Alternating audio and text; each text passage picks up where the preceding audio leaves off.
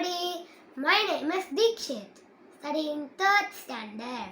Today I am going to say Ganesh Pancharatnam. Mudakaratamudagam Sadabhimukti Sadagam Kalagaravadamsakam Vilasilokarakshakam Anayakaikanayagam Vinashite Badaityakam Natashubashunamsakam Namamitam Vinayakam Nadetaraati Bhikaram Navodhitarkabhashwaram Namatsurari Nirjanam Naladikapudatduram Sureshwaram Nidishwaram Gajeshwaram Ganeshwaram Maheshwaram Tamashraye Paratparam Nirandanam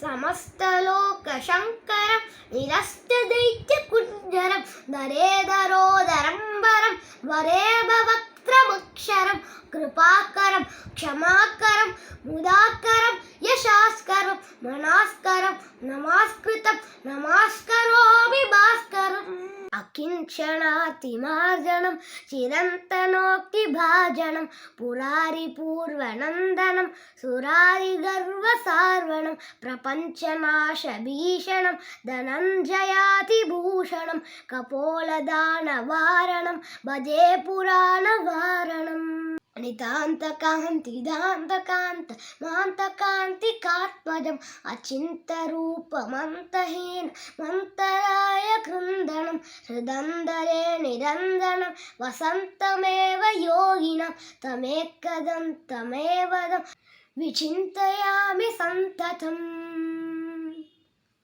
Thank you. Happy Ganesha Chaturthi.